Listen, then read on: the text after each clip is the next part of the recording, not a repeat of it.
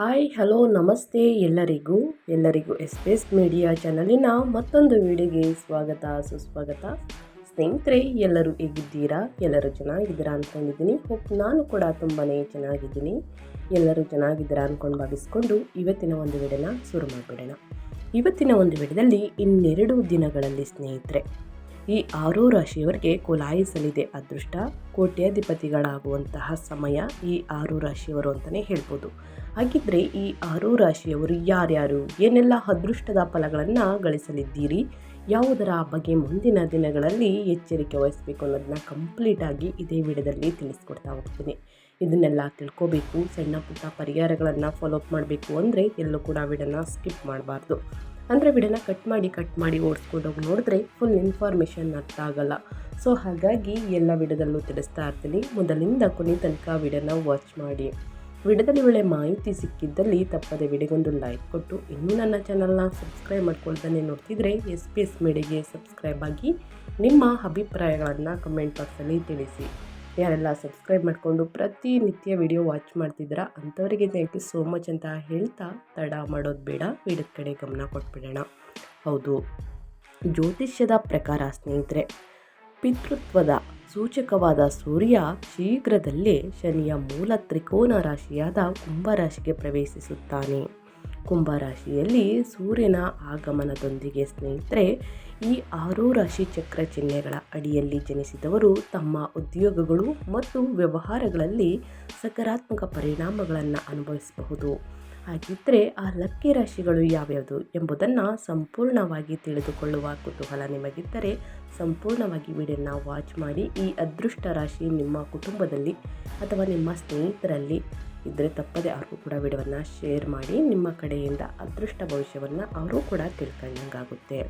ಹೌದು, ವೈದಿಕ ಜ್ಯೋತಿಷ್ಯದಲ್ಲಿ ಸೂರ್ಯನನ್ನು ಗ್ರಹಗಳ ರಾಜ ಎಂದು ಪರಿಗಣಿಸಲಾಗುತ್ತದೆ. ಇದಲ್ಲದೆ ಇದು ತಂದೆ, ಆತ್ಮ, ಗೌರವ ಮತ್ತು ಪ್ರತಿಷ್ಠೆಯನ್ನು ಪ್ರತಿನಿಧಿಸುತ್ತದೆ. ಸೂರ್ಯನು ಪ್ರತಿ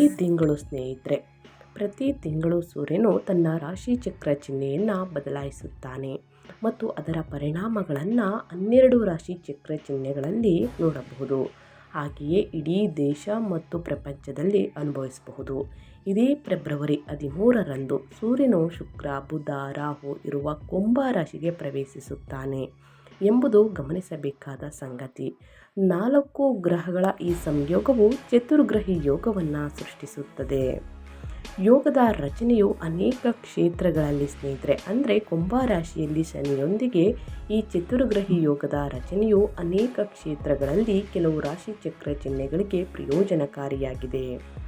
ಸ್ನೇಹಿತರೆ, ಜ್ಯೋತಿಷ್ಯದ ಪ್ರಕಾರ ಫೆಬ್ರವರಿ 13ರಂದು ಬೆಳಿಗ್ಗೆ 4:14ಕ್ಕೆ ಸೂರ್ಯನು ಕುಂಭರಾಶಿಗೆ ಪ್ರವೇಶಿಸುತ್ತಾನೆ. ಅಲ್ಲಿ ಬುಧ, ಶುಕ್ರ ಮತ್ತು ರಾಹು ಈಗಾಗಲೇ ಇದ್ದಾರೆ.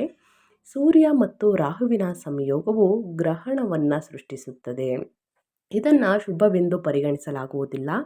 ಆದರೆ ಲಕ್ಷ್ಮೀನಾರಾಯಣ ಯೋಗ ಮತ್ತು ಶುಕ್ರಾದಿತ್ಯ ಯೋಗದ ರಚನೆಯು ಈ ಅಶುಭ ಯೋಗದ ಪ್ರಭಾವವನ್ನು ಗಮನಾರ್ಹವಾಗಿ ಕಡಿಮೆ ಮಾಡುತ್ತದೆ.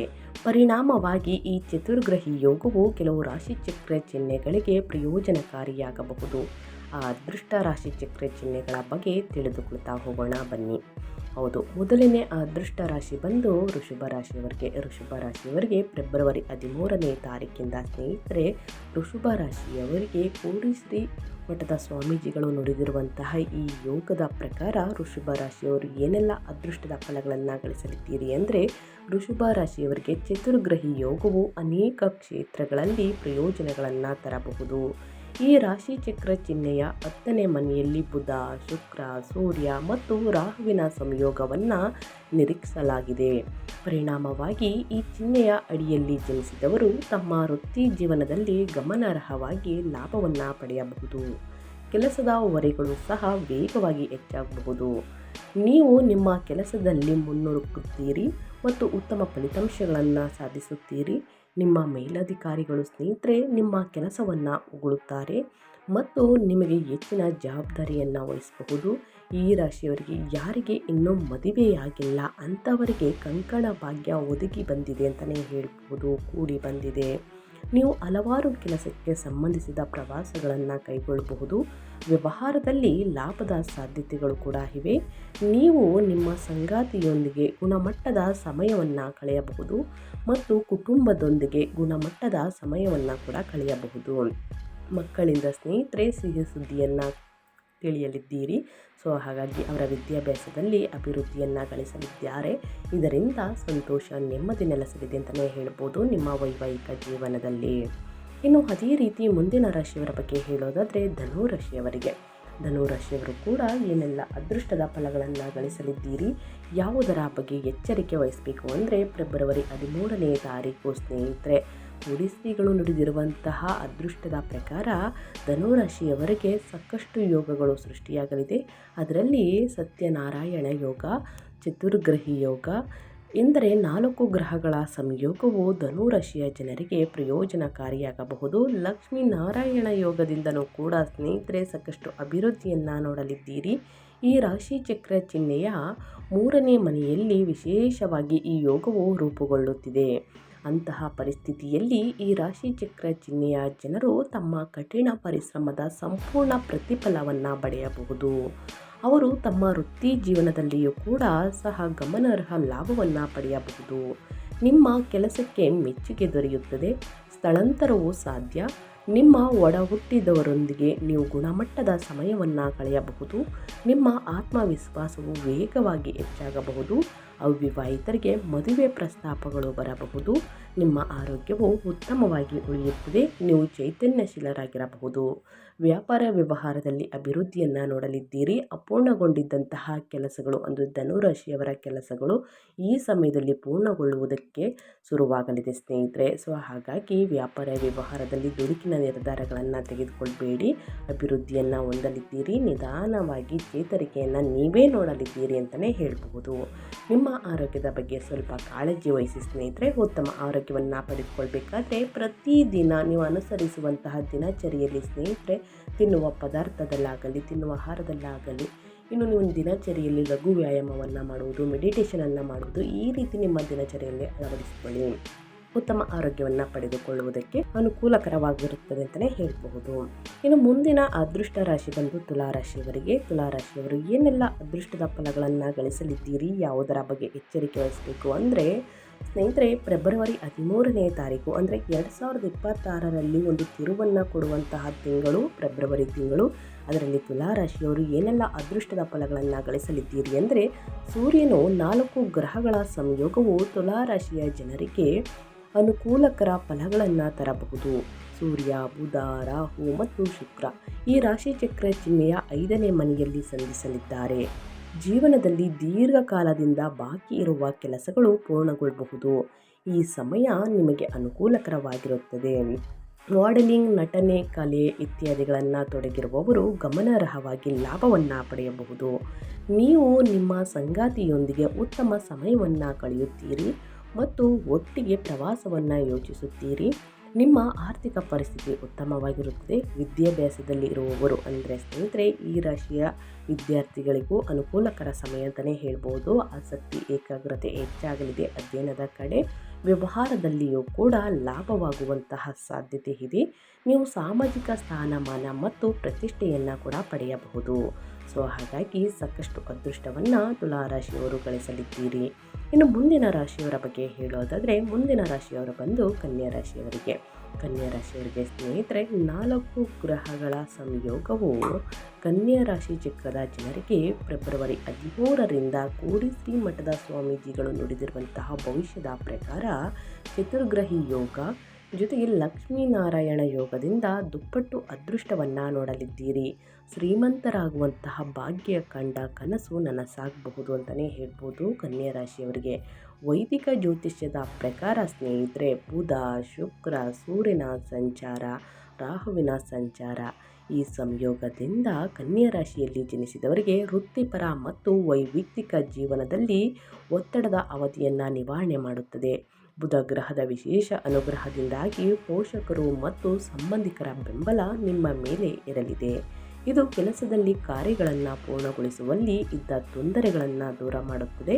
ಆರ್ಥಿಕ ಜೀವನ ಬಲಗೊಳ್ಳುವುದು. ಹಿಂದೆ ಮಾಡಿದ ತಪ್ಪುಗಳನ್ನು ತಿದ್ದಿಕೊಳ್ಳುವಿರಿ. ಅಲ್ಲದೆ ಇದು ಕೆಲಸದ ಸ್ಥಳದಲ್ಲಿ ನಿರೀಕ್ಷಿತ ತಿರುವು ತರುತ್ತದೆ. ಸಾಕಷ್ಟು ಆದಾಯವನ್ನು ಹೊತ್ತು ತರಬಹುದು. ಸ್ನೇಹಿತರು ಮತ್ತು ಸಂಬಂಧಿಕರ ಬೆಂಬಲದೊಂದಿಗೆ ನಿಮ್ಮ ವ್ಯವಹಾರವನ್ನು ಅಂತಾರಾಷ್ಟ್ರೀಯ ಮಟ್ಟದಲ್ಲಿ ವಿಸ್ತರಿಸಲು ಅವಕಾಶವೂ ಸಿಗಲಿದೆ ಅಂತಲೇ ಹೇಳ್ಬೋದು. ಕನ್ಯಾ ರಾಶಿಯವರಿಗೆ ಈ ಸಮಯದಲ್ಲಿ ಶುಕ್ರನ ಸಂಚಾರದಿಂದ ಸ್ನೇಹಿತರೆ ನಿಮ್ಮ ಕಠಿಣ ಪರಿಶ್ರಮದ ಫಲವನ್ನು ಪಡೆಯುವಂತಹ ಸಮಯ ಅಂತಲೇ ಹೇಳ್ಬೋದು. ಪರಿಶ್ರಮಕ್ಕೆ ಉದ್ಯೋಗದಲ್ಲಿ ಮನ್ನಣೆ ಸಿಗುತ್ತದೆ. ಹೊಸ ಜನರನ್ನು ಪರಿಚಯವನ್ನು ಮಾಡಿಕೊಳ್ಳುವಿರಿ. ಕಾನೂನು ಸಮಸ್ಯೆಗಳಿಂದ ಮುಕ್ತರಾಗುವುದರಿಂದ ಈ ಸಮಯ ಅನುಕೂಲಕರವಾಗಿರಲಿದೆ ಅಂತಲೇ ಹೇಳಬಹುದು. ಇನ್ನು ಮುಂದಿನ ರಾಶಿಯವರ ಬಗ್ಗೆ ಹೇಳೋದಾದರೆ ಮಕರ ರಾಶಿಯವರಿಗೆ 4 ಗ್ರಹಗಳ ಸಂಯೋಗದಿಂದ ಸ್ನೇಹಿತರೆ ಮಕರ ರಾಶಿಯವರಿಗೆ ನಿಮ್ಮ ವೃತ್ತಿಪರ ಜೀವನದಲ್ಲಿ ಕಡಿಮೆ ಗೊಂದಲಗಳು ಇರುತ್ತವೆ. ನೀವು ತೆಗೆದುಕೊಳ್ಳುವಂತಹ ಪ್ರಮುಖ ನಿರ್ಧಾರ ನಿಮ್ಮ ವೃತ್ತಿ ಜೀವನವನ್ನು ಮುಂದಿನ ಹಂತಕ್ಕೆ ಕೊಂಡೊಯ್ಯುತ್ತದೆ. ಅಲ್ಲದೆ ಬುಧನ ಈ ಸಂಚಾರ ಜೀವನದಲ್ಲಿ ನಿರೀಕ್ಷಿತ ಪ್ರಯೋಜನಗಳನ್ನು ತರುತ್ತದೆ. ಅದೃಷ್ಟ ನಿಮ್ಮ ಪರವಾಗಿರುವುದು. ಹಣದ ವಿಷಯಗಳಲ್ಲಿ ಅನಿರೀಕ್ಷಿತ ಬದಲಾವಣೆಗಳು ಆಗಬಹುದು. ದೈಹಿಕ ಮತ್ತು ಮಾನಸಿಕ ಆರೋಗ್ಯ ಎರಡೂ ನಿರೀಕ್ಷಿತ ಸುಧಾರಣೆಯನ್ನು ಕಾಣಬಹುದು. ಸಂತೋಷದ ಜೀವನವನ್ನು ನಡೆಸುವ ಮಾರ್ಗಗಳು ಹುಟ್ಟುತ್ತವೆ. ಆರ್ಥಿಕವಾಗಿ ನಿಮ್ಮನ್ನು ಬಲಪಡಿಸಿಕೊಳ್ಳಲು ನಿಮಗೆ ಅವಕಾಶಗಳು ಸಿಗುತ್ತವೆ ಅಂತಲೇ ಹೇಳಬಹುದು. ಈ ಸಮಯ ತುಂಬ ಅನುಕೂಲಕರವಾಗಿರಲಿದೆ. ಈ ಸಮಯದಲ್ಲಿ ನೀವು ಈ ಹಿಂದೆ ಮಾಡಿದ ಶ್ರಮದ ಫಲವನ್ನು ನೀವು ಪಡೆಯುತ್ತೀರಿ. ಆರ್ಥಿಕ ಜೀವನ ನೆಮ್ಮದಿಯಿಂದ ಕೂಡಿರಲಿದೆ. ಸ್ವಂತ ಹುದ್ದೆಯನ್ನು ವಿಸ್ತರಿಸಲು ಸಮಯ ಸಿಗುವುದು. ಹಣ ಆಗಮನಕ್ಕಿದ್ದ ಅಡೆತಡೆಗಳು ದೂರವಾಗಿ ಸಂತೋಷದ ಸಮಯವನ್ನು ನೀವು ಕಳೆಯುತ್ತೀರಿ ಸ್ನೇಹಿತರೆ. ಹಾಗಾಗಿ ಸಾಕಷ್ಟು ಅದೃಷ್ಟವನ್ನು ನೋಡಲಿದ್ದೀರಿ. ಇನ್ನು ಮುಂದಿನ ರಾಶಿಯವರ ಬಗ್ಗೆ ಹೇಳೋದಾದರೆ ಕುಂಭರಾಶಿಯವರಿಗೆ ಕೋಡಿ ಶ್ರೀ ಮಠದ ಸ್ವಾಮೀಜಿಗಳು ನುಡಿದಿರುವಂತಹ ಈ ಯೋಗದಿಂದ ಏನೆಲ್ಲ ಅದೃಷ್ಟವನ್ನು ಫೆಬ್ರವರಿ 13ರಿಂದ ನೋಡಲಿದ್ದೀರಿ ಅಂದರೆ ಸ್ನೇಹಿತರೆ, ಸರ್ಕಾರಿ ಹುದ್ದೆಗಾಗಿ ಪ್ರಯತ್ನವನ್ನು ಮಾಡುತ್ತಿರುವವರಿಗೆ ಶುಭ ಸುದ್ದಿಯೊಂದು ಬರಬಹುದು ಕುಂಭರಾಶಿಯವರಿಗೆ. ಅಲ್ಲದೆ ಬುಧದೇವ ವೃತ್ತಿಪರ ಜೀವನದಲ್ಲಿ ಕಂಡುಬರುವ ಅಡೆತಡೆಗಳನ್ನು ತೆಗೆದುಹಾಕುತ್ತಾನೆ. ಜೊತೆಗೆ ಇದು ಕುಟುಂಬ ಜೀವನದಲ್ಲಿ ಕುಂದುಕೊರತೆಗಳು ಮತ್ತು ಸಮಸ್ಯೆಗಳನ್ನು ಸಹ ಪರಿಹರಿಸುತ್ತದೆ. ಕಳೆದ ಕೆಲವು ದಿನಗಳಿಂದ ನೀವು ಎದುರಿಸುತ್ತಿದ್ದ ಸಮಸ್ಯೆಗಳು ಬಗೆಹರಿಯುತ್ತವೆ. ಒಟ್ಟಾರೆಯಾಗಿ ನಿಮ್ಮ ಜೀವನ ಶಾಂತಿಯುತವಾಗಿರುತ್ತದೆ. ಅದೇ ರೀತಿ ಸ್ನೇಹಿತರೆ, ನೀವು ಮಾಡುವಂತಹ ಹಣಕಾಸಿನ ವಿಷಯಗಳಲ್ಲಿ ಹೂಡಿಕೆಗಳು ನಿರೀಕ್ಷೆಗಳನ್ನು ಪೂರೈಸುವುದು. ಆದಾಯ ನಿಮ್ಮನ್ನು ಹಿಂಬಾಲಿಸುತ್ತದೆ. ಇದು ಹೊಸ ವೃತ್ತಿ ಅವಕಾಶಗಳನ್ನು ತರುವುದು. ಕೆಲಸದಲ್ಲಿ ಉನ್ನತ ಅಧಿಕಾರಿಗಳ ಗಮನವನ್ನು ಸೆಳೆಯಲು ನಿಮಗೆ ಅವಕಾಶಗಳು ಸಿಗಬಹುದು ಸ್ನೇಹಿತರೆ. ಹೊಸ ಕಾರ್ಯಗಳನ್ನು ಕೈಗೊಳ್ಳಲು ಇದು ಅತ್ಯುತ್ತಮ ಸಮಯ. ನಿಮಗೆ